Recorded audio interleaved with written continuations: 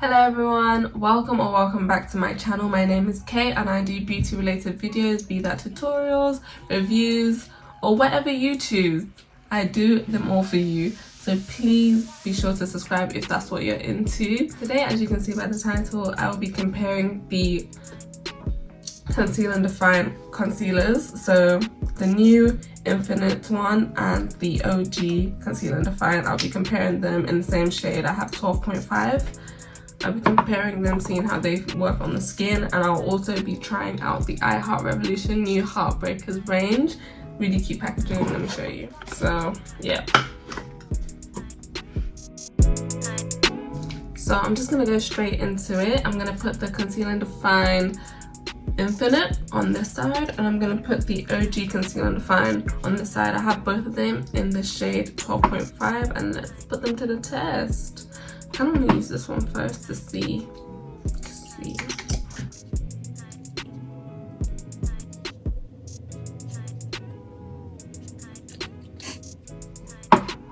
And then I'm gonna put on the side. Okay, I wasn't really believing the hype, but I can actually see the difference between this side and this side already.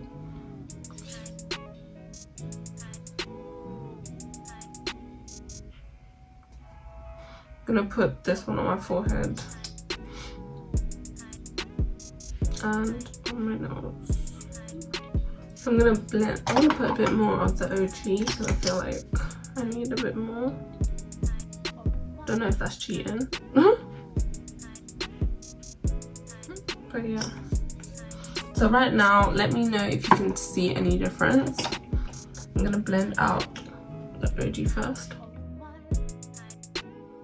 Then I'm gonna flip the sponge and blend out the new one, the Infinite.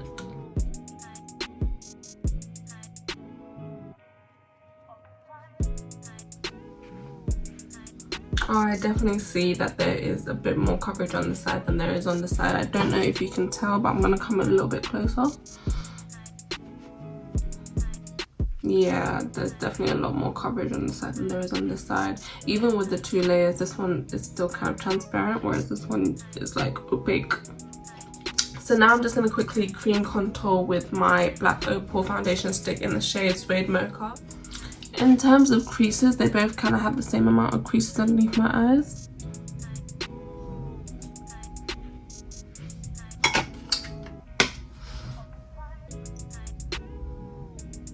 Right now that powder is sitting kind of flaky on both sides. I don't know what that is, but maybe that's just the way my skin is doing right now.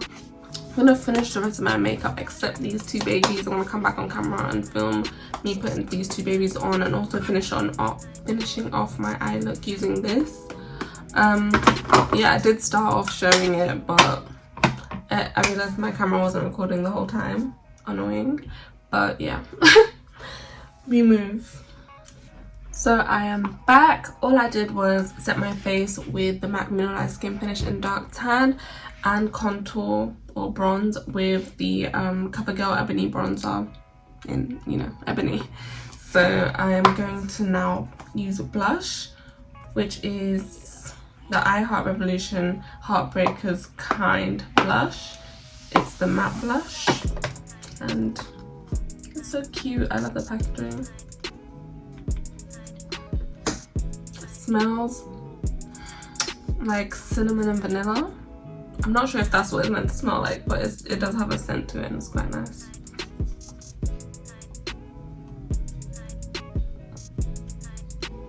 It's not too pigmented, which is not necessarily a bad thing for a blush because you want to be able to build up. You don't want to go overboard.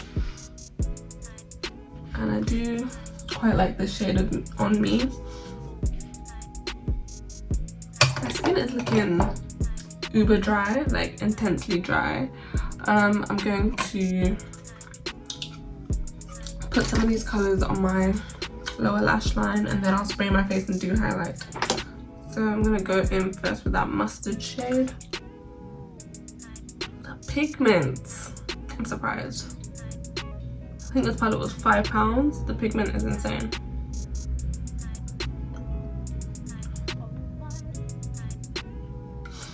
So since you missed you know, what I did on my eyes, let me just explain to you.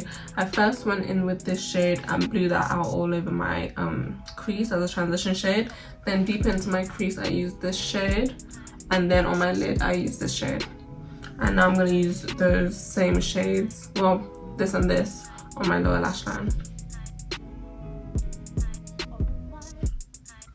The pigment is really good, but there is a lot of fallout. But for £6, or was it £5, I do not mind.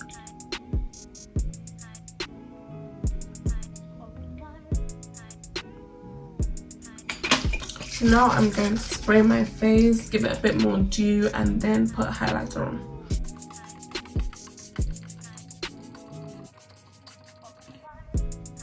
Pretty much drenched my face, but I needed it. So I'm going to use the beauty blender to just like enhance that into my skin. If you're going to do this, I recommend having a very light hand, because if you do it heavy, you can take off your makeup.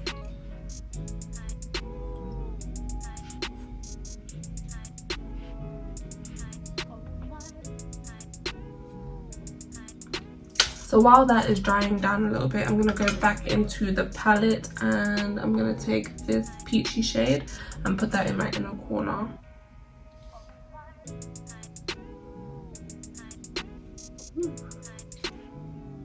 That's a punch. Yeah, this is a lot shimmery, a lot more shimmery than the shade I used on my lid. The shade I used on my lid was this one, and it looks kind of shimmery in the pan, but I think it's meant to be more of a satin shade. But these two shades are very, very shimmery. I will be inserting in some swatches. That setting spray really did wonders. Now my skin is looking a lot more refreshed and perky, thank goodness. And now for the moment of truth, we're gonna go into the highlighter. I got mine in the shade Wise, so it's like this deep gold and this light gold. So I'm just gonna swirl it around the pan, mix it up, and use that on my cheek.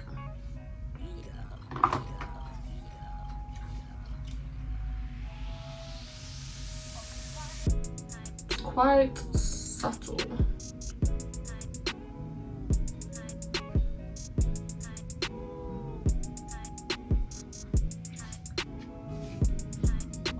This is a lot more subtle than the kind of blushes, this kind of highlighter that I'm used to, but I'm not mad at it.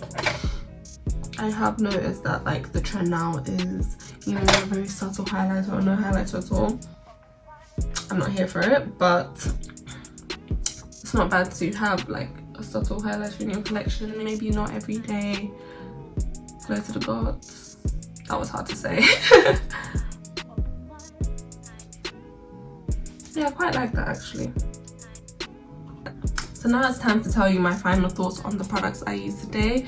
So first of all, Conceal and Define Infinite versus the OG Conceal and Define. Conceal and Define Infinite actually truly has more coverage. And why do I feel like this is meant to be a dupe of the Too Faced Born This Way concealer, and this is meant to be a dupe of the Shape Tape?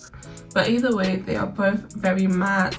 They are really nice to wear. I think this one in the super size is £9 for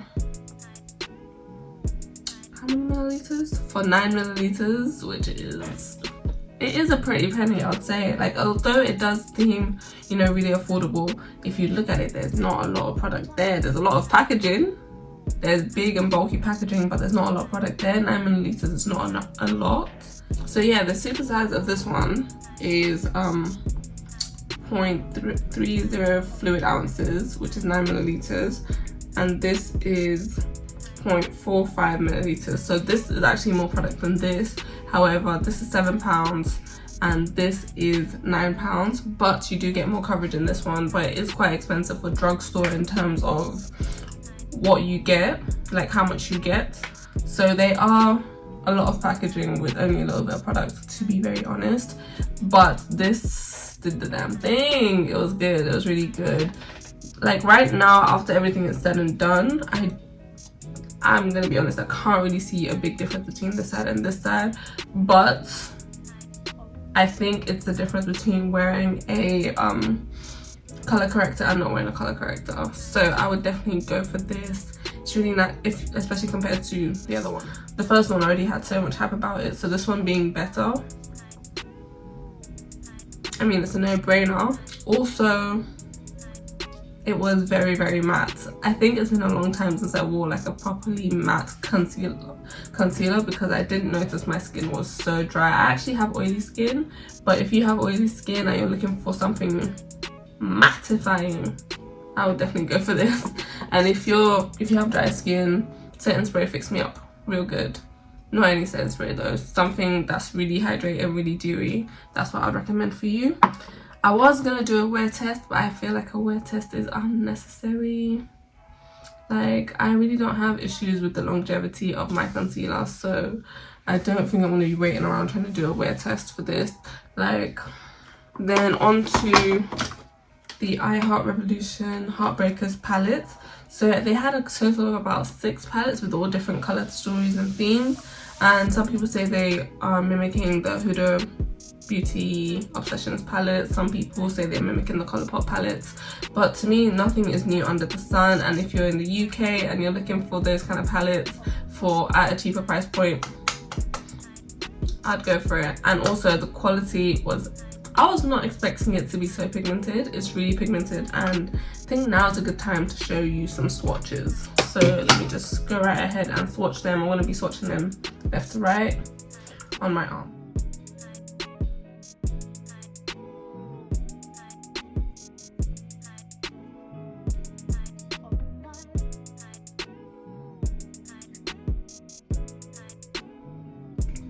So yeah, that's that. That's all 9 shades.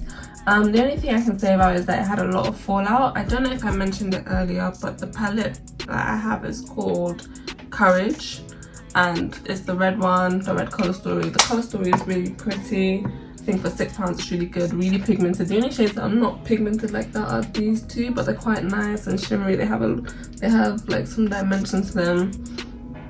I would recommend these palettes. I would recommend you trying it out, especially if you're just starting out and you're trying to build a collection. These are really good.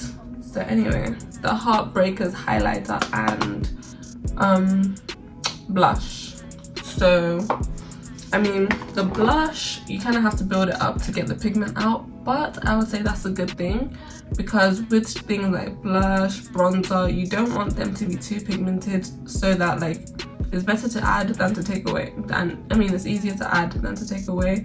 So if you're building it up, you can get the desired result. Whereas if it just goes on like whoosh, pigment,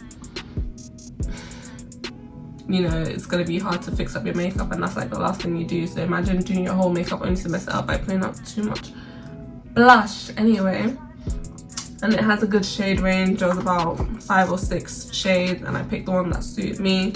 There was also some shimmer ones as well. It's really, really nice. I like it.